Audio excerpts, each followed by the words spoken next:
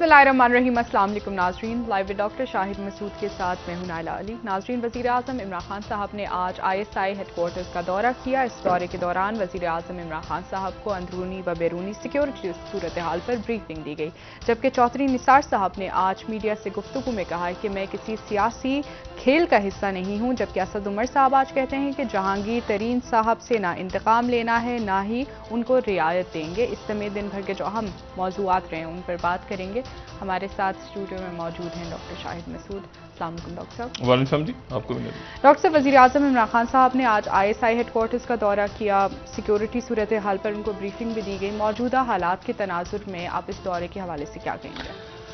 बहुत इंपॉर्टेंट इजलास हुआ होगा यकीनन, हम उसकी तफसील से तो वाकिफ़ नहीं हैं, लेकिन पहली बात तो ये है कि उसमें शुरका की तादाद ज़्यादा थी, ठीक है ना। यानी उसमें मतलब वज़ीर आज़म और आर्मी चीफ़ या वज़ीर आज़म और DGI नहीं, बल्कि उसमें दूसरे सर्विसेज चीफ्स भी थे और उसमें इमरान खान साहब के साथ उनकी कैबिनेट के अरकान भी थे और शेख रशीद साहब थे, फवाद चौधरी साहब थे, गालिबन शाह महमूद कुरैशी साहब भी शायद थे, तो उनकी कैबिनेट थी। और उसमें फिर जो है वो सिक्योरिटी के हवाले से मुल्की सिक्योरिटी और जो बाकी इश्यूज़ हैं, ज़ाहिर है जो प्रेस रिलीज आई हम उसी के ऊपर बात कर सकते हैं। लेकिन साथ ही फिर दूसरी जो इतला आ रही है वो ये है कि हमारे जो नेशनल सिक्योरिटी एडवाइज़र हैं डॉक्टर मोईद यूसुफ साहब, उनकी जनीवा में मुलाकात हुई है American national security adviser Jake Sullivan से, और उनसे मुलाकात जेनीवा में हुई है जी। और उसकी जो डिटेल्स हैं वो भी हमारे सामने नहीं आई, सिवाय इसके कि जो अलामिया जारी हुआ है उसमें यही कहा गया है कि दो तरफ़ा ताल्लुकात की बेहतरी और मुख्तलिफ मामलात के ऊपर बात की गई है। पाकिस्तान में एक पुराना जुमला अपना दोबारा कि पाकिस्तान में जो भी कुछ होगा वो खित्ते के वाक़यात तय करेंगे। इमरान खान साहब की हुकूमत को किसी किस्म का कोई ख़तरा नहीं है सिवाय उनके अंदर के लोगों से, ठीक है। और यही वजह है कि कल इमरान खान साहब जो हैं जब उन्होंने इजलास किया तो उन्होंने कहा कि मुझे बाहर से कम ख़तरा है, अपनी पार्टी के अंदर से ज़्यादा जो इंतशार है।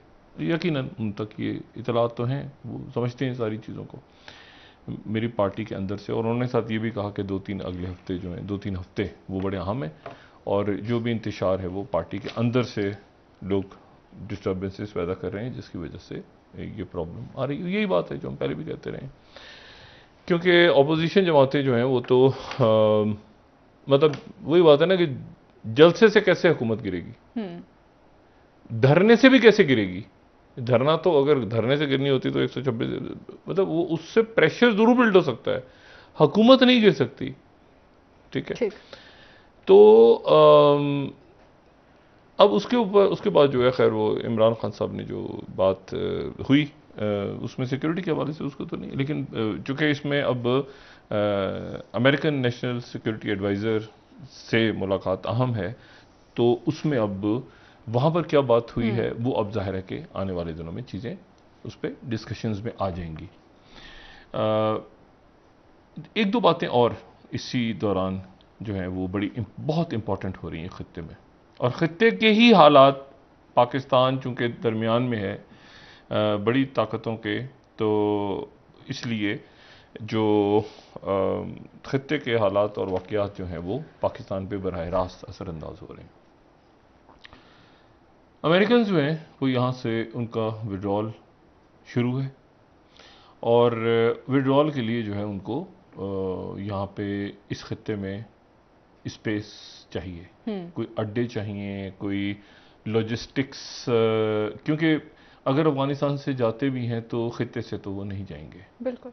और खित्ते से जाना बनता भी नहीं है। अगर आप उनकी नेशनल सिक्योरिटी पॉलिसी को देखें तो उसमें उनका जाना बनता नहीं है, मतलब ये हो ही नहीं सकता कि वो चले जाएं यहाँ पे। और देखें वो जब आए थे तो उस वक्त चाइना नहीं था, यानी चाइना ये मौजूदा चाइना इस तरह से नहीं था, एक पावर बन के नहीं उभरा थी। तो 2001 के दिसंबर में तो WTO में एंटर हुआ है चाइना, तो उसको इजाज़त मिली है कि ये कैपिटलिज्म क्या होता है तो दुनिया की, उससे पहले तो वो उसका मेंबर ही नहीं था। 9/11 के बाद हुआ है। और इसी तरह से ये रशिया जो इस वक्त मौजूद है, मौजूदा रशिया, ये भी उस वक्त एक कमज़ोर पोजीशन में था। चेचनिया में जो है वो चेचन्स और ये सारे वहाँ पे धमाके हो रहे थे मॉस्को के अंदर, और बच्चों के कत्ल हो रहे थे, और ये सारा जिन लोगों को याद होगा। लेकिन अभी ये 2021 की दुनिया जो है ये मुख्तलिफ है।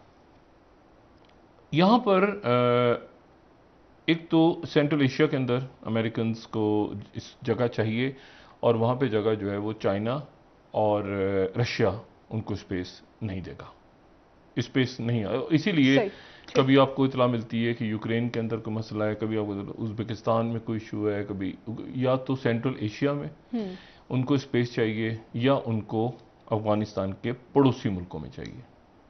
ठीक है, अच्छा, और यकीनन पाकिस्तान के ऊपर भी से भी उन्होंने बात की होगी, ठीक है ना, लाजमन की होगी सही। और पाकिस्तान का क्या जवाब गया है उन तक मैं ये बात नहीं जानता, लेकिन बात यकीनन हुई होगी। और आज का अगर सिर्फ उनका एक बड़ा मैगजीन है उनका, और उसको अगर आज देखा जाए तो नेशनल इंटरेस्ट, तो वो कह रहा है अमेरिका सेंट्रल एशियन डिलेमा ये है कि सेंट्रल एशिया के अंदर अमेरिका की पोजीशन वो नहीं है जो इससे पहले थी, और बहुत सारी रियासतें और बाइडन की जो फॉरेन पॉलिसी है, मतलब एक हमें स्पेस चाहिए, मुख्तलिफ बेसिस चाहिए, लेकिन वहाँ पर वो बेसिस के लिए हमारी Washington seeks to limit China and Russia influence in the region, और उज़्बेकिस्तान एक वाहिद जगह है जहाँ पर वो करना चाह रहे हैं ये चीज़ें, लेकिन ये कि C5+1 मीटिंग सेंट्रल एशिया वगैरह वगैरह। और ये बेसिस का इशू जो है वो इतना ज़्यादा हो गया है यहाँ पे, अमेरिका को यहाँ पर आना, यहाँ पर बेसिस चाहिए, इस जगह बेसिस चाहिए जो इंडिया के, यानी आप उसका हद अगर मैं आपको बताऊं तो आपको अंदाजा होगा कि किस कदर उनको ज़रूरी है अमेरिकन को कि यहाँ पे उनकी बेसिस हों। कि जो इंडियन फॉरेन मिनिस्टर हैं जयशंकर, वो पहुंचे हैं न्यूयॉर्क, और वो कल उनकी न्यूयॉर्क में मुलाकात है अक़वाम मुत्तहिदा के। वो कहते हैं ना, सारे डॉट्स को मिला के पढ़ेंगे तो फिर समझ में आएगा कि पाकिस्तान में क्या पिक्चर इमर्ज हो रही है, वरना पाकिस्तान की सियासत में भी क्या इमर्ज हो रही है, जब आप ये खित्ते के रीजन को समझ, जो हालात हैं उनको समझेंगे। तो जयशंकर जो हैं वो पहुंचे हैं न्यूयॉर्क, और न्यूयॉर्क में कल उनकी अक़वाम मुत्तहिदा के जो सेक्रेटरी जनरल हैं उनसे मुलाकात है जी। और उसके बाद वो 2 दिन क़याम के बाद वो जाएंगे वाशिंगटन। मैंने कुछ देर पहले वहाँ वाशिंगटन से जो मुख्तलिफ हमारे इंडियन मीडिया के नुमाइंदे मौजूद हैं अमेरिका में, उनसे मैंने आइटनरी चेक की कि जयशंकर जो हैं उनकी क्या इंगेजमेंट्स और मुलाकातें क्या हैं वहाँ पे। तो मुलाकातें वहाँ पर अभी तक फाइनल नहीं हुई। अच्छा, ये बात बड़ी अहम है जो मैं कह रहा हूँ। वो इसलिए अहम है कि अगर वो इंडियन फॉरेन मिनिस्टर जयशंकर वहाँ जाते हैं तो उनकी मुलाकात बनती है एंथनी ब्लिंकन के साथ, जो कि सेक्रेटरी स्टेट हैं। या तो मुलाकात उनकी आज हो गई हो या हो जाए, ठीक है, तो फिर तो ठीक है, वरना उनकी मुलाकात नहीं हो सकेगी या नहीं हुई होगी, क्योंकि सेक्रेटरी ब्लिंकन मिडल ईस्ट रवाना हो चुके हैं या हो जाएंगे। कल सुबह जो है वो सेक्रेटरी ब्लिंकन को कल दिन में किसी वक्त उनको इसराइल में होना है, क्योंकि कल उनकी मीटिंग्स हैं यहाँ पे नेतन्याहू के साथ, बाकी लोगों के साथ, फिर उन्होंने वेस्ट बैंक जाना है, फिर उन्होंने जो है वो जॉर्डन का शायद खामोश दौरा करें। सिक्योरिटी की वजह से आइटनरीज बहुत सारी बताई नहीं जाती हैं अनलेस एंड अनटिल वो वहाँ पे पहुँच जाएं खुद। और ये चूंकि यहाँ पे ये रॉकेट्स और ये सारे फायरिंग वायरिंग, कौन सा एयरपोर्ट क्या बेसिस, तो ये मिडिल ईस्ट में केओस है इस वक्त। तो इसलिए वो बिल्कुल ऐसे ही है कि मतलब टाइमिंग्स नहीं बताते हैं ड्यू टू सिक्योरिटी रीजंस। लेकिन गुमान ये है कि वो जॉर्डन भी जाएंगे और वो इजिप्ट भी जाएंगे, मिस्र भी जाएंगे, उर्दन भी जाएंगे, और यहाँ पर वो गजा तो नहीं लेकिन फ़लस्तीनी अथॉरिटीज़ से मुलाकात करेंगे। अच्छा, अगर वो यहाँ पर हैं तो फिर जयशंकर की मुलाकात जो है वो वहाँ पर होगी, जिसके लिए कोशिश हो रही है वो होगी नेशनल सिक्योरिटी एडवाइज़र अमेरिका के जैक सलिवन के साथ, सही है। जिनके साथ डॉक्टर मोईद यूसुफ की मुलाकात हुई है। हाँ। अच्छा, अब एक तो मैंने आपसे सेंट्रल एशिया की बात की ना, लेकिन दूसरा प्रेशर अब इंडिया पे आ रहा है। और इंडिया का जो प्रेशर है, यूएशियन टाइम्स को मैं कोट कर रहा हूं कि US military base in India, US military base in India after Quad pact will Modi invite the US navy to Andaman islands. ठीक है, लेकिन साथ ही, क्योंकि जब आप पैक्ट में चले गए हैं और आप जो जो पैक्ट में लोग मौजूद हैं, मिसाल के तौर पे साउथ कोरिया है तो साउथ कोरिया में क्वाड है ना, तो वहां पे अमेरिकन ट्रूप्स हैं। अगर आप बात करें जापान की, तो जापान में तो अमेरिकन ट्रूप्स हैं। तो सरेंडर के बाद तो वो वहीं रुक गई थी, जब सरेंडर कर दिया था जापान ने सेकेंड वर्ल्ड वॉर के बाद। और इसी तरह से तो अब क्वाड का जो मेंबर है, चौथा जो बड़ा मेंबर है क्वाड का, तो उसमें जो है वो क्या अपनी सरजमीन पे या अपने जजीरे को, अंडमान आइलैंड्स को, क्या वो अमेरिका को हैंडओवर करेगा, देगा बेसिस? इस पे बहस छिड़ गई है इंडिया में और छिड़ेगी कि बूट्स ऑन द ग्राउंड या क्या बेस आप दे सकते हैं, बेसिस आप दे सकते हैं किस, और वो बेस जो है वो फिर किस लिए यूज होगी? मतलब क्या वो बेस यूज होगी अगेंस्ट चाइना, या वो बेस यूज होगी अगेंस्ट क्या, मतलब वो जो अलायंस है वो कैसा, किस सूरत में? तो इंडिया तक पे प्रेशर चला गया है कि वहां पे बेस, जो इंडियन मीडिया ही कोट कर रहा है, यूरेशियन टाइम्स इंडिया का, इंडिया से मैं कोट कर। इसी तरह से सेंट्रल एशिया के अंदर जो है वो अमेरिकन को यहां से विड्रॉल से हट के, आप देखिए ना रीजन में आज एक नया वाकया रोनुमा हुआ है दुनिया की। आप समझें कि तलखी किस लेवल पे है, उसका आपको सिर्फ इस बात से अंदाजा होगा कि आपको पता है ना, बेलारूस जो है वो बिल्कुल रशिया, इलेक्शंस हुए, वहां पे गड़बड़ हुई, गड़बड़ घोटाला सारा, उन्होंने कहा कि जी हम यहाँ पे जो है वो मानते नहीं है। मगरिब ने कहा कि बेलारूस जो है वो उसके इलेक्शंस को मानते नहीं है। पुतिन ने कहा कि नहीं, मैं जो है वो इसको सपोर्ट करूंगा। मुजाहरे हुए, सारा कुछ हुआ। उसके बाद जो इलेक्शन हो गया खत्म, इलेक्शन हुआ पिछले साल बेलारूस का, मैं आपको सिर्फ बता रहा हूं कि दुनिया किस रुख पे जा रही है। बेलारूस का इलेक्शन हो गया तो वहां पर यह हुआ कि रोमैन प्रोटेस्विक, मैं अगर प्रोनाउंस गलत करूं तो माजरत चाहता हूं, ये वहां पे टेलीग्राम चैनल चलाते हैं, 26 साला एक जर्नलिस्ट। तो ये वहां पर लिथुवेनिया में बैठ के बेलारूस का इलेक्शन कवर कर रहे थे। ठीक है, और ये बेलारूस के में इलेक्शंस में अगर जो गड़बड़ हो रही है या जो भी, तो वहां की हुकूमत के खिलाफ बैठ के लिथुवेनिया, जो कि यूरोप का मुल्क है, वहां बैठ के ये कवर कर रहे थे। अब ये जहाज में बैठे और जहाज इनका चल पड़ा और जहाज इनका चलना शुरू हुआ जाने के लिए वियना। तो जब बेलारूस आगे थोड़ा सा लिथुवेनिया के करीब पहुंचा तो अचानक वहां पर जो कॉकपिट है वहां से बताया गया कि जहाज के अंदर जो है वो धमकी आई है कि यहां पे बॉम्ब है जहाज के अंदर।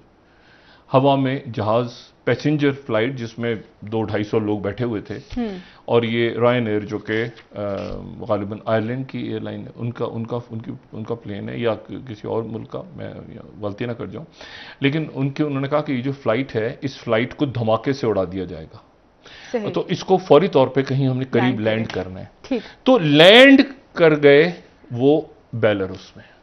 अच्छा। और बेलारूस में जैसे ही लैंडिंग ऐलान हुआ कि हम ये करीब तरीन जो नीचे जगह है, हमने हंगामी तौर पे लैंडिंग करनी है, तो वो जो 26 साल का लड़का जहाज में बैठा हुआ था वो खड़ा हुआ और जल्दी से उसने जहाज के अंदर से ही अपना वो जो अपना बैग ऊपर से उतारा, अपना लैपटॉप वगैरह उतार के अपने दोस्त को फेंका। उसने कहा कि ये मेरे लिए हो रहा है। तो जितने पैसेंजर ने कहा तुम्हें क्या मसला है, उन्होंने कहा ये जो कुछ हो रहा है मेरे लिए हो रहा है। वो जहाज नीचे लैंड हो गया, जहाज के अंदर बेलारूस की सिक्योरिटी फोर्स एंटर हुई, उस लड़के को पकड़ के उठा के ले गए। अच्छा, अब ये सवाल, ये दुनिया में एक नया शुरू हो गया इशू कि ये क्या हुआ है। और उसका मैं आपको सिर्फ ये बताऊं कि गार्डियन ये खबर दे रहा है कि Belarus KGB believe to be on the plane force to land in Minsk. ठीक है, जो कि इसमें केजीबी के लोग बैठे हुए थे। उन्होंने कहा कि ये जहाज के अंदर जो है ये बॉम्ब है, इसको यहां लैंड किया जाए। उनके अपने मुल्क में लैंड करवा लिया जहाज और उसको उठवा लिया। फॉरेन पॉलिसी लिख रहा है कि Belarus state hijacking prompt stock for further sanctions, ठीक है। अल जजीरा कह रहे हैं world reacts to plane hijacking arrest of journalist. BBC news दे रहे western powers voice outrage as Belarus accuse of hijacking plane. यानी आप सिर्फ दुनिया देखें कि किस रुख पे जाके तलखियां कहां तक हैं। एक उस जर्नलिस्ट को पकड़ने के लिए पूरा प्लेन जो है वो हाईजैक हो गया।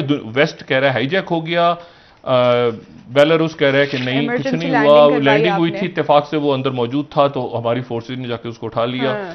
एक हंगामा पूरी दुनिया में खड़ा है।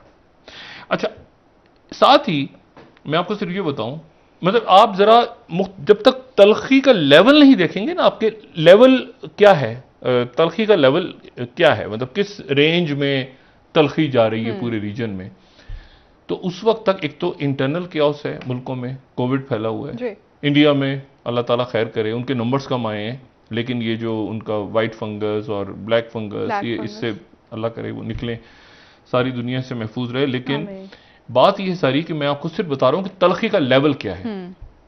इसी दौरान हमारा जो पड़ोस है, यानी हमारे पड़ोस में एक तो अफगानिस्तान जिसका जो सेटल नहीं हो पा रहा किसी सूरत, जो दूर दूर तक वहां पर मुख्तलिफ मुतहारिब कुव्वतें जो हैं वो एक मेज पे बैठी नजर नहीं आ रही, ठीक है। तो वो जितना भी था कि जी तालिबान भी बैठ जाएंगे तो साथ उनके वो गुलबुद्दीन हिकमतयार भी बैठ जाएंगे, अशरफ गनी भी बैठ जाएंगे, बाकी मुल्क उनकी वो कहीं दूर दूर तक नहीं है, ठीक है। लेकिन एक जो चीज और होने जा रही है वो ये होने जा रही है कि क्या ईरान के साथ जौहरी मुआहिदा जो कि 2015 में हुआ था और जिसको P5+1, P5 से मतलब अक़वाम मुत्तहिदा के परमानेंट 5 मेंबर्स और एक यानी ईरान और जर्मनी को भी बुला लिया था। जर्मन आपको पता है ना अक़वाम मुत्तहिदा की सिक्योरिटी काउंसिल में नहीं है, जर्मनी नहीं है क्योंकि जर्मनी हार गया था ना वर्ल्ड वॉर में, तो जो जीत गए थे वो है सिर्फ P5 में, जो हार गए थे वो जर्मनी नहीं है बेचारा, जापान जर्मनी जो मुल्क हार गए थे। अच्छा, तो लेकिन जर्मनी को भी उन्होंने इसमें रखा हुआ था। अच्छा, और साथ उसके ये जो ईरान से मुआहिदा हो रहा था। अच्छा, अब इसकी अहमियत क्या है? इसकी अहमियत ये है कि 26 तारीख को तो हो रहा है शाम का इलेक्शन और उसमें बशारुल असद जीतने जा रहे हैं, ठीक है। और वो जीत क्यों रहे हैं? इसलिए कि उनको एक तो रशिया ने 2015 में बचाया ना, 2012 में सबसे पहले ईरान ने हेल्प भेजी थी, पहली मदद ईरान ने की थी। 2015 में रशिया आया था, 2-3 साल ईरान की फौजी मदद से वो बैठे हैं वहां पे, ठीक। उसके बाद ये है कि एक तो दूसरा, ये मुआहिदा अगर बहाल हो जाता है तो उसका खित्ते पे क्या असर पड़ेगा? यानी उसका मतलब ये होगा कि ईरान जो है, एक तो उसके ऊपर जो सैंक्शंस लगी, पाबंदियां लगी कि ईरान से तेल नहीं खरीद सकता कोई मुल्क, ईरान किसी मुल्क से असला नहीं खरीद सकता, ईरान के बहुत सारे फंड्स जो है वो फ्रीज हैं, ईरान एक बड़ा, तो ईरान एकदम से आप समझें कि एक बड़ी पावर बनके इस खत्ते में जो ऑलरेडी लेबनान तक और इराक, सीरिया, अफगानिस्तान सारे वो, मैं जब गया वहां पे एक दफा तो हमारे और भी डेलीगेशन में और भी लोग थे, तो ईरान में हमें बुलाया गया, उनके सरकारी तौर पे बुलाया गया। तो आरिफ निज़ामी साहब थे, शामी साहब थे, अजहर अब्बास साहब थे, मोहसिन नकवी साहब थे, चंद लोग यहाँ से गए पाकिस्तान से मुशर्रफ साहब के वक्त में। तो वहाँ पे जो सदारती इलेक्शन में हिस्सा ले रहे हैं अली लारीजानी, उनके साथ बड़ी लंबी गप लगी। जो अभी इलेक्शन उनका 18 तारीख को, ये उस स्पीकर थे, सही। और हाशमी रफसंजानी जो कि साबिक सदर थे, उनका इंतकाल हो गया, उनसे भी हमारी कप लगी। तो जब हम जा रहे थे, घूम फिर रहे थे इधर उधर, तो हम ये अली लारीजानी है, तो इनके साथ बड़ी अच्छी गपशप लगी। बारा अब हुआ क्या कि वो कहते हैं कि हम सुपर पावर हैं, उनके लोगों ने ये कहा, तो इन्होंने खुद नहीं बल्कि वहां जो मैंने कहा सुपर पावर क्यों कहता है ईरान अपने आप को? उन्होंने कहा सुपर पावर की डेफिनेशन यही है ना कि वो अपनी सरहदों से दूर लड़ाई लड़ते हैं। तो ईरान अपनी लड़ाई अपनी सरहदों के अंदर नहीं लड़ता, दूर लड़ता है। तो इसलिए अगर अमेरिका अपने आप को सुपर पावर कहता है कि हम भी अपनी जंग दुनिया में दूर लड़ते हैं अपनी सरहदों से, तो ईरान भी दूर लड़ता है। अच्छा, बड़ी गहरी बात थी ये, बिल्कुल। अच्छा, अब मैं इसे आपको इसलिए कह रहा हूं कि 18 तारीख को जो ईरान में इलेक्शन होने जा रहा है, अच्छा, और ये ईरान का जो इलेक्शन है, ये इलेक्शन बहुत अहम है क्योंकि ये उस इलेक्शन से पहले पहले ये जौहरी मुआहदा बहाल करवाना ईरान ये चाहता है, क्योंकि ये मुआहदा अगर बहाल हो जाता है तो इसके नतीजे में दो तीन चीजें बड़ी अहम होने जा रही हैं। ठीक। एक तो चीज ये होने जा रही है कि ईरान, इसमें अरब ममालिक को ऑन बोर्ड नहीं लिया गया, खत्ते के ममालिक को। सब ऊपर से तो बज़ाहिर सारे खुश हैं ये वो, लेकिन ठीक है, मतलब इसको वो कहते हैं ना पिंच ऑफ सॉल्ट। और दूसरी जो बात है वो ये है कि जो 18 तारीख का इलेक्शन होने जा रहा है, ये इलेक्शन इसलिए बहुत अहम है कि एक तो सदर हसन रूहानी की जगह देखना है कि कौन से उनके जो नए सदर हैं वो कौन से आते हैं। अच्छा, दो तीन उसमें नाम हैं। एक तो है इब्राहिम रईसी, ठीक है, और एक जो हैं वो हैं अशगा जहांगीरी, अली लारीजानी भी खड़े हैं, महमूद अहमदी निजाद भी खड़े हैं, ये सारे लोग खड़े हैं। लेकिन मैं आपको बताऊं, ये जो अगला इलेक्शन इसलिए अहम है कि जो इब्राहिम रईसी हैं, जो चीफ जस्टिस हैं, ये ईरान के अगले सदर होने के साथ साथ अगले रहबर भी हो सकते हैं। अच्छा, ठीक। यानी ये भी बात ईरान में हो रही है कि ये सदर भी बन सकते हैं और सदर होने के साथ साथ ये हो सकता है आयतुल्ला खामेनाई की जगह ईरान के अगले रहबर भी हों। आयतुल्ला खामेनाई जो हैं वो रहबर बनने से पहले, जब आयतुल्ला खुमैनी इनकलाब जो लेकर आए थे, आयतुल्ला खामेनाई, जब आयतुल्ला खुमैनी का इंतकाल हुआ तो आयतुल्ला खामेनाई ईरान के सदर थे, ठीक है। उसके बाद उनकी मजलिस जो है और बाकी उनकी पार्लियामेंट, कॉन्स्टिट्यूशन अमेंडमेंट्स वगैरह करके, तो वो फिर सदर से वो जो है वो रहबर हो गए, ठीक है। अब जो रहबर हैं वो 81 साल के हैं, तो हो सकता है कि ये जो सदर हैं ये अगले रहबर भी हों ईरान में। डॉक्टर साहब, इन दोनों में फर्क क्या होता है? इस हवाले से बताइए। ये फर्क मैं आपको बताऊं, ये बहुत बड़ा फर्क होगा। पूरा खित्ता एक नई सिमत में जा रहा है ना, और ये भी जो है ये रिफॉर्मिस्ट नहीं है, मतलब ये भी एक खास व्यू रखते हैं वहां पर।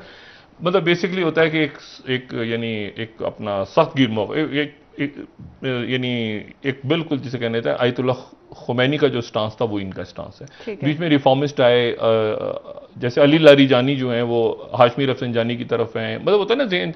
लेकिन ये बिल्कुल आप समझें कि ये उनके बिल्कुल हम ख्याल हैं आयतुल्ला खुमैनी के। अच्छा, अब इसमें और ये जो है ना ईरान की, मैं आपको सिर्फ एक बात यहाँ पे आपको सिर्फ ये बता दूं कि ये बज़ाहिर तो इलेक्शंस बड़े आपको लगते हैं ना कि बड़े, ये आयतुल्ला खामेनाई जो हैं, आयतुल्ला खामेनाई ईरान के जो इलेक्शन जब हुआ ना पहला उनका, जब इनकलाब आ गया ईरान में, तो इनकलाब आने के बाद जो है वो ये हुआ कि उनके जो पहले सदर थे वो बनी सदर अबुल हसन बनी सदर पहले सदर बने इनकलाब के बाद, 79 के बाद। और ये जो हैं ये इनका मुआवजा हो गया और ये ईरान से फरार हुए, और ईरान से फरार होकर अब ये फ्रांस में रहते हैं, जलावतन, ठीक है। और जब ये चले गए तो उसके बाद जो दूसरे वहां पे सदर आए, मोहम्मद अली रजाई आए 2 अगस्त 1980 को। तो जैसे ही वो आए, मैं आपको बता रहा हूं कि कभी इस पर डिटेल में बात कर लेंगे, मैं मुख्तसर तौर पे बताऊं कि जब ये दूसरे सदर आए मोहम्मद अली रजाई, तो चंद दिनों के बाद ये हुआ कि मुजाहिदीन खल्क जो हैं उन्होंने वहां पर जो ये बैठे हुए थे सदर भी और इनके साथ इनके प्राइम मिनिस्टर भी और इनके साथ इनकी कैबिनेट, उस पूरी बिल्डिंग को उड़ा दिया। उसके नतीजे में दूसरे सदर और दूसरे वजीर आजम और उनकी काबीना, उस सारे के सारे जाँ बहक हो गए। और ये वाकया हुआ उससे 2 महीने पहले, 1 या 2 महीने पहले, उसी साल जून में हिज़्ब इस्लामी जमहूरी जो आयतुल्ला खुमैनी ने एक सियासी जमात बनाई थी, तो उसके हेडक्वार्टर्स पे धमाके हुए वहाँ पे बहुत ज़्यादा। और उसमें जो है वो जो एग्जैक्ट नंबर पे कन्फ्यूजन है, लेकिन वहाँ कम से कम 73 अफराद और उसमें चीफ जस्टिस आयतुल्ला बहिश्ती भी शामिल थे। ठीक। ठीक है, उनको निशाना बनाया, वो शहीद हो गए सारे, और मुजाहिदीन खल्क। अच्छा, और मैं ये बात इसलिए कह रहा हूं कि आयतुल्ला बहिश्ती जो है वो चीफ जस्टिस थे, तो ये जो है इब्राहिम जो इस इलेक्शन में जो हिस्सा ले रहे हैं, अच्छा ये जो हैं ये इब्राहिम रईसी, तो ये जो हैं ये चीफ जस्टिस हैं ईरान के, सही, ठीक है। और उनके बाद उसके बाद जो है वो फिर ये 13वां इलेक्शन है ईरान का, लेकिन ये बहुत इंपॉर्टेंट इलेक्शन है। इलेक्शंस में ये होता है कि अमूमन जो सदूर आते हैं, चाहे मोहम्मद खातमी हों या महमूद अहमदीनेजाद हों या आप समझें कि हाशमी रफसंजानी हों या हसन रूहान, अमूमन होता है कि सदूर आते हैं और फिर वो पॉलिटिक्स से फिर दूर हो जाते हैं और फिर दूसरी शख्सियत। आपको बहुत कम ऐसा मिलेगा साबिक सदर उनके इंटरव्यू दे रहे हैं, साबिक सदर सामने आ गए, सवाए आयतुल्ला खामेनाई की, क्योंकि वो रहबर बने, वो रहबर बने, ठीक है। तो उनकी एक पोजीशन, और साथ ही मजलिस शूरा जो है, शूरा निगमा, उसकी पोजीशन जिसमें 12 रुकनी, जिसमें 6 जो हैं वो उलमा हैं और 6 जो हैं वो माहिरीन कानून है, वो लिस्ट फाइनल का। ये सारा का सारा होने जा रहा है अगले, आप समझें कि 10 से 15 दिनों के अंदर, क्योंकि 26 तारीख, इसी दौरान जब ब्लिंकन यहां पे होंगे तो इसी दौरान ये तय हो जाएगा वियना की टॉक्स में ईरान जो है, यानी आप ये देखें कि ईरान ने सिर्फ ये कहा कि वो IAEA की तरफ से जो पाबंदियां हैं वो 3 महीने का था, तो वो कल तारीख खत्म हो गई। सिर्फ उन्होंने इतनी बात की कि हम उनको इजाजत देंगे $1 कीमत ऊपर नीचे होगी। ठीक है डॉक्टर साहब, ब्रेक एक ले लेते हैं। ये साथ ही वाकया, साथ ही बशारुल, साथ ही अमेरिका, साथ ही जो है वो चाइना और रशिया का शुरू हो गया जो सिक्योरिटी डायलॉग है, साथ ही जयशंकर वहां पहुंच गए, और साथ ही जो बड़ी अजीब सी लगेगी बात, मैं वक्फे में जाने से पहले सिर्फ एक बात आपको बताऊं, और वो बात आपको बताऊं कि किस कदर करीब है तुर्की और रशिया। टर्की और रशिया कितना करीब है? टर्की को रशिया ने थ्रेट किया। अच्छा, ठीक। रशिया, ये सिर्फ राइटर्स को मैं दिखा दूं, रशिया ने टर्की को थ्रेट किया है। Russia warns Turkey over ties Ukraine की, यूक्रेन के ज्यादा करीब नहीं जाना। देखें, यूक्रेन उनकी रेड लाइन है, रशिया की, ठीक है, और ताइवान रेड लाइन है चाइना की। कुछ रेड लाइंस है ना, मतलब आप यूक्रेन के करीब है तो जेन में रखे, क्रीमिया को ले गया था उठा के पुतिन। तो कुछ जगह ऐसी हैं कि जहां पर ये बड़ी ताकतें इस पूरे खित्ते में आपको समझ नहीं आएगा कि हैंडल विद केयर, बहुत आराम से तरीके से। डॉक्टर साहब एक ब्रेक ले लेते हैं, वापस आके आपसे मजीद बात करेंगे। नाज़रीन एक ब्रेक हमारे साथ रही है।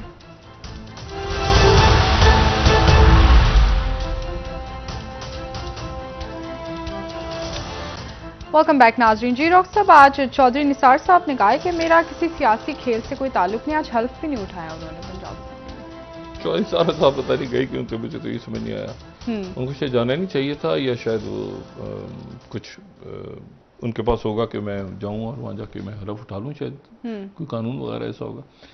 लेकिन चौधरी निसार साहब जो हैं वो गहरे आदमी हैं, बिल्कुल है, ठीक है ना। चौधरी निसार साहब को कहते हैं ना, लाइट नहीं लेना चाहिए, और उसकी वजह मैं बता देता हूं आपको।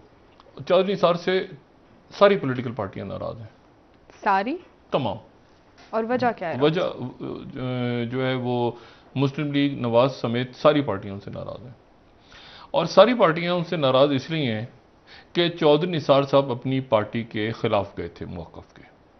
बज़ाहिर वो ऐसा लग रहा है लोगों को, बज़ाहिर कि चौधरी निसार साहब नवाज शरीफ साहब के मौक़िफ़ के खिलाफ गए, लेकिन दरअसल ऐसा नहीं हुआ,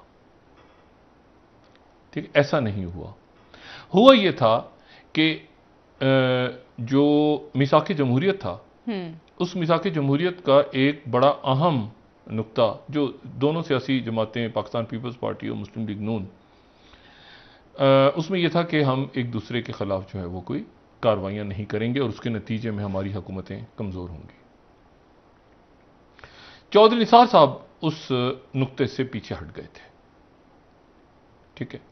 और चौधरी निसार साहब ने बतौर वज़ीर दाखिला, एक बड़ा ग्रुप ऐसा था जो मफाहमत के साथ चलना चाहता था, ठीक है। ये बात चूंकि ऑन रिकॉर्ड में पहले भी कह चुका हूं तो मैं दोबारा यहां दोहरा देता हूं, और वो थे हमारे इसहाक डार साहब।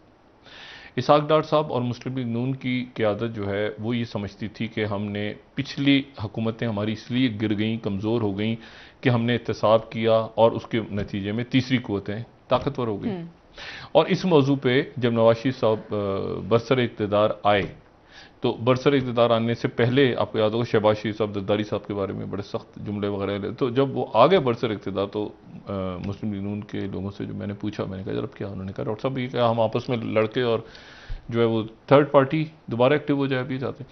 चौधरी निसार वहाँ से हटे और चौधरी निसार ने कराची ऑपरेशन किया, ठीक है, और उसके बाद चौधरी निसार साहब ने वो जो जरदारी साहब तो हद दर्जे चौधरी निसार को नापसंद करते हैं, हद दर्जे।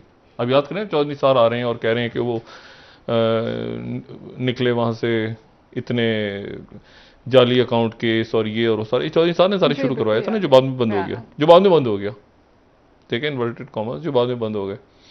तो चौधरी निसार ने ये सारा शुरू, तो वो चौधरी निसार साहब को अंदर से एक रेजिस्टेंस थी, एक तो ये रेजिस्टेंस थी असल, ठीक है, और दूसरी जो बात वो शहबाज, वो फिर फैमिली का इशू है कि अगर शहबाज शरीफ साहब, उसमें जाना भी नहीं चाहता, वो हर जगह पे होता है, हर पार्टी में होता है, लेकिन ये जो नुक्ता नज़र था ना, इस बुनियादी नुक्ता नज़र पे इख्तलाफ चौधरी निसार का बाकी पार्टी के साथ हुआ, और इसलिए आप देखेंगे कि बाकी पार्टियां जो हैं वो पॉलिटिकल पार्टियां वो चौधरी निसार को सब की सब जब मजाक उड़ता है तो अकेले भी खड़े हो जाती हैं, ठीक है। और जो मुस्लिम लीग नून में ये था कि हम और पीपल्स पार्टी एक दूसरे का एहतसाब नहीं करेंगे अपने दौर में, चौधरी निसार ने किया था, और चौधरी निसार ने उसके बाद फिर वो जो ऑपरेशन, ये जो तालिबान और ये सारा उन इलाकों में जाना था, और मतलब चौधरी निसार एक्टिव, एक बहुत एक्टिव जो है वो थे वज़ीर दाखिला। लेकिन पार्टी के अंदर की डायनेमिक्स जाहिर है, ग्रुपिंग होती है, इनकी ख्वाजा आसिफ साहब की आपस में नहीं बनी, फिर ख्वाजा आसिफ साहब, जाहिर है परवेज़ रशीद साहब को हमने अरबी सुना, उन्होंने कहा कि इन्होंने कहा कि मैं मरीम के उसमें कैसे काम, मतलब वो फिर खटपट होकर वो बहरहाल नवाज शरीफ साहब की पार्टी है, उनका वोट बैंक है, ठीक है, तो उनके नजरिए के साथ चूंकि नहीं चले तो कॉर्नर हो गए। अच्छा, अब लेकिन इशू ये है कि उनका बहरहाल एक रोल है, उस रोल को आप हटा नहीं सकते, क्योंकि बातचीत जब भी आगे बढ़ेगी तो शहबाज शरीफ के साथ चौधरी निसार का होना लाजिम है, मतलब कॉम्बो डील होगी, सही, मतलब होता ना, मतलब एक कॉम्बो डील ही होगी, ऐसा नहीं होगा कि भाई आप वो भी, क्योंकि वही असल में वही शहबाज शरीफ का भी रिश्ता थे ना, शहबाज शरीफ खुद तो नहीं, शहबाज शरीफ के साथ चौधरी निसार होते थे तो कॉम्बो बनता था ना। तो अब मसला ये है कि अब खाली वोट बैंक भी तो है ना डॉक्टर साहब, मैं आपसे कह रहा हूं कि जो अगर बात होगी शहबाज शरीफ की तो उस बात में चौधरी निसार लाजमन होंगे, ठीक, वरना खाली शहबाज शरीफ से बात नहीं होगी। सही। अच्छा, लेकिन फैसला बहरहाल नवाज शरीफ ने करना है, और नवाज शरीफ साहब का वोट बैंक है, और पॉपुलैरिटी जो है वो मरीम नवाज साहिबा की है इस वक्त, अगर आप जो भी कहें तो एक वोट बैंक तो उनका खुद as a person Maryam Nawaz साहिबा सामने आई है, एक पॉइंट ऑफ व्यू के साथ, उसको लोग पसंद करें, अब सही कहें गलत कहें जो भी कहें, लेकिन वो वोट बैंक नवाज शरीफ को और मरीम नवाज साहिबा पॉपुलर है। अच्छा, तो ये बहरहाल एक मसला तो ये है। दूसरा मसला पीडीएम आती है। तीसरा जो अहम मसला है, जो अहम मसला भी नहीं, अहम तरीन मसला है, वो ये है कि इस खित्ते में पावर्स, दुनिया की बड़ी पावर्स आपस में टकरा रही हैं। अफगानिस्तान में, नेपाल में, पाकिस्तान की गवर्नमेंट, अफगानिस्तान की गवर्नमेंट, अगली स्ट्रेटजीज दाएं बाएं फैसला करना है, ये अगले चंद सालों में कौन किस कैंप में होगा, कौन क्वाड में होगा, क्या नरेंद्र मोदी का जो इंडिया की एक पॉलिसी रही है कि हमने सारा, और अभी भी वहां पर एक आवाज उठती है कि हमें बड़ा बैलेंस रहना चाहिए और बिल्कुल एक तरफ नहीं चले जाना चाहिए। क्या वो अपने यहाँ अड्डा दे देंगे क्वाड में जाके, तो उसके जवाब में उनको क्या मिलेगा? क्या अमेरिका आके चाइना से लड़ेगा? और क्या वो भूटान के अंदर या बाकी जगहों पे जो चाइना का क्लेम है, क्या वहां पर चाइना जो है वो उससे निजात दिलाएगा अमेरिका? ये बड़ा इंपॉर्टेंट इशू है। जनरल मैकेंसे जो सेंटकॉम को हेड कर रहे हैं, मैंने आपसे कहता ना, बहुत सारे लोग इस वक्त अमेरिका के ऐसे हैं जो मिडिल ईस्ट ने दोबारा खींच ली है मकनातीस की तरह। मिडिल ईस्ट ऐसी जगह है जो खींच लेती है, और अब तो बहुत ही खींच रही है। क्योंकि यरूशलेम और ये जो आने वाला अरसा है उसके अंदर एक मिडल ईस्ट का एक रोल तो है। बड़ी जंगें होनी है यहाँ पे, और खुदा जाने कितने लोगों ने मारे जाना है। अगर हदीस की रोशनी में देखें तो 100 में से 99, ठीक है, और एक बचेगा। इस तरह की जंगें होने जा रही हैं और जगह नहीं मिलेगी परिंदे को बैठने की, इतनी लाशें होंगी अगर हदीस पे जाएं तो जंगें तो होनी है। अब इशू ये है कि उन जंगों, जो जनरल मैकेंजी वहाँ पहुँचे, वो पहले तल अवीव गए, फिर उसके बाद और मुल्कों में गए होंगे, उसके बाद वो रियाद पहुंचे। रियाद पहुंचने के बाद उन्होंने, वो जाहिर है कि इतनी खप है सेंट कॉम को हेड करना कोई मजाक है। इस वक्त अफगानिस्तान से पुल आउट भी होना है, तो ये भी होना है, तो सेंट्रल एशिया भी, तो बेसिस भी, तो फिर अब पुल आउट ये 2001 वाला पाकिस्तान तो है नहीं, जैसे वो 2001 वाला चाइना नहीं है। 2001 में तो यहाँ से आप उनकी अगर एयर स्पेस भी जा रही थी और असला भी जा रहा था और ये भी जा रहा था, वेल एंड फाइन, ठीक है, आपने अलाउ किया था। अब नीचे सी पैक है, ठीक है ना, अब नीचे सी पैक है, तो चाइना भी जाहिर है कि देख रहा है चीज़ों को। तो हमने भी जो फैसले करने हैं बहुत सोच समझ के करने हैं कि क्या क्या सूरत हाल है, क्या मामला नहीं है। अच्छा, तो वो जनरल मैकेंजी जो बात में कर रहा था, वो रियाद पहुंचे, तो रियाद में वो उनके साथ जो मीडिया था, तो मीडिया के उन्होंने पूछा कि ये क्या हो रहा है, ये क्या हो रहा है। तो फौजों का विड्रॉ करवा रहे हैं, क्योंकि मिडिल ईस्ट से भी तो फौजें उन्होंने निकलवाई हैं ना, बहुत सारी मिडिल ईस्ट से भी तो निकलवा के, आपको तो ये गल्फ यहाँ खड़े थे बेड़े, बहरी बेड़े, तो इन्होंने साउथ चाइना सी भेज दिए थे सारे। तो इन्होंने वहाँ पे तंग आके ये वहाँ पर, और ये बड़ी अजीब सी, उसके बाद अरब न्यूज़ ने जो खबर, मैं अरब न्यूज़ को कोट कर देता हूँ एग्जैक्ट, ताकि मैं किसी गलती का मुर्तकिब ना हूँ। वो अरब न्यूज़ में वो कहते हैं कि मैं अगर यहाँ से जनरल मैकेंजी का स्टेटमेंट अरब न्यूज़ में वो कहे, US scales back in middle east, China में स्टेप इन।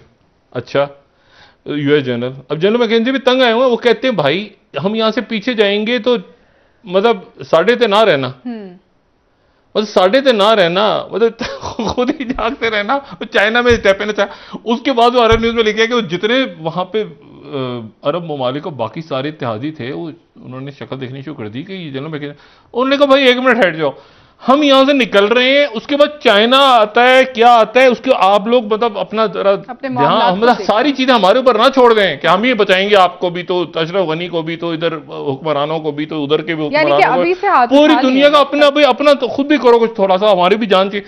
अब उधर चाइना खड़ा हो रहा है, उधर हम उधर ताइवान से कभी चौं करके आवाज आ जाती है, कोई उधर से आवाज आ जाती है, उधर से, तो और भी रोलर पे पड़े हुए हैं। तो वो जनाब वो अब छप गई खबर बड़ी, उन्होंने बड़ी खबर लगा दी कि चाइना स्टेप इन कर जाएगा यहाँ पे। अच्छा, वो अरब मुल्क, साथ ही वो नेतन्याहू जो है वहाँ पे, नेतन्याहू की हुकूमत, अब ये भी तासुर देखें, जब भी तासुर चला जाए कि अमेरिका ने डम कर दिया आपको, तो आपकी इंटरनल पॉलिटिक्स ही अजीब सी हो जाती है, you are not the boss, अगर ये कह दिया जाए तो अभी 2 तारीख तक उनकी हुकूमत बनती है, नहीं बनती, उनके इत्तेहादी आते हैं, ये फैसला भी अभी होना है, फैसला बाहर ही होता है। मैंने सीरिया में एकदम पूछा, मैंने कहा लड़ाई कब खत्म होगी, ये खाना जंगी नहीं खत्म हो रही, मैंने वहां पे किसी से पूछा, उन्होंने कहा जिस दिन पुतिन और ट्रंप की फोन पे बात हो जाएगी तो जंग खत्म हो जाएगी। तो मतलब है कि बात ये, फोन पे बात हो गई ना, कैसे बॉम्बिंग रोकी है इसराइल ने, मुझे बताएं कैसे रोकी है, और कितनी एम्बैरेसमेंट, हम खत्म कर देंगे, हम जाएंगे, हम छोड़ेंगे नहीं, हम ऐसे रात के 2 बजे, ठीक है। तो बात सारी ये है कि ये तो इसराइल की बात हो रही है, जो इतने स्टेक और फन्ने खान और जनाब दुनिया के दादा बने हुए बदमाश चौधरी, एक कॉल की मार, ठीक है डॉक्टर साहब, ब्रेक ले लेते हैं। तो अब मसला ये है कि बाकी मुल्कों के साथ क्या अरेंजमेंट्स हो रहे हैं, ये सामने आना जरूरी है। ठीक है डॉक्टर साहब, ब्रेक ले लेते हैं, वापस आकर नाज़रीन मजीद इस पर बात करेंगे हमारे साथ। मतलब मुझसे को पूछे कि आपने इंग्लिश में जवाब देना है या चाइनीज में जवाब देना है, तो मुझे पता तो होना कि मैंने कौन सी जबान सीखनी है। ठीक हो गया डॉक्टर, पता था आखिर में मैं किसी और मंगोलियन इंग्लिश बोल रहा हूँ। बिल्कुल ऐसे ही है। नाज़रीन, ब्रेक हमारे साथ रही है।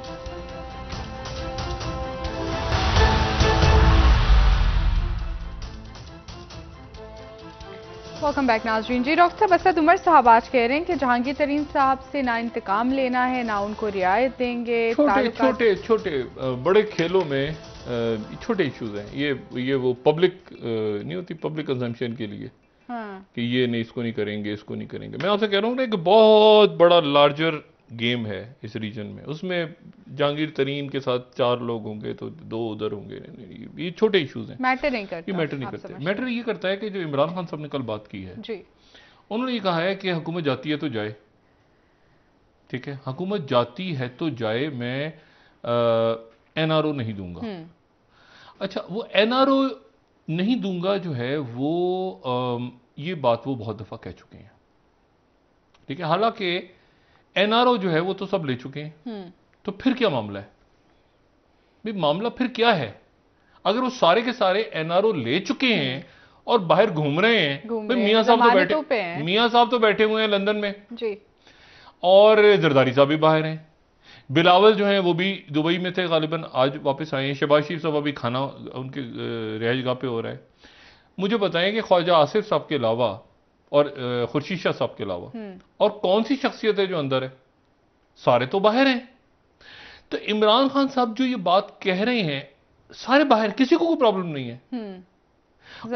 और कोई ये भी नहीं कह रहा कि अभी इलेक्शन करवा दो, ये भी नहीं कह रहा। तो ये भी कोई नहीं कह रहा कि जी असेंबलियां जो है उसमें से इस्तीफे दे दें, इत्यादि भी सारे साथ खड़े हैं। तो उसके बावजूद इमरान खान साहब जो ये कह रहे हैं, तो और आज इमरान खान साहब ने जो है वो इंटेलिजेंस ISI के जो हेडक्वार्टर है वहां का दौरा भी किया और ब्रीफिंग भी ली, और उसमें जो बात हुई वो ये कि मुल्की और इलाकाई खत्ते की सलामती बड़े इश्यूज पे, लार्जर इश्यू पे बात हुई। ये तो नहीं होगा जहांगीर तरीन का क्या करना है, तो ये तो ये सियासी मामला है, नहीं, ये तो बकौल क्या है हमारे भाई फैसल वावडा के, ये तो क्या एक कर्नल क्या उन्होंने कहा था, क्या कुछ कहा था उन्होंने, पुलिस वाले की, ये पता नहीं सूबेदार की किसकी मार है। अच्छा नहीं, और बड़ी अजीब सी बात की थी। बहरहाल वो थोड़ा सा बहुत शुक्रिया, वो भी शहबाज शरीफ की तरह जोशो खिताबत में बहुत कुछ कह जाते हैं, कभी डॉक्टर शायद बन जाते हैं। बहुत शुक्रिया डॉक्टर साहब। नाज़रीन, प्रोग्राम का वक्त खत्म हुआ, कल इंशाल्लाह दोबारा आपसे मुलाकात होगी। मुझे नाइला अली को इजाजत दीजिए, अल्लाह हाफ़िज़। अपने दोस्तों, रिश्तेदारों, गुरदनवाह के लोगों का सफर ख्याल रखिएगा, अल्लाह हाफ़िज़।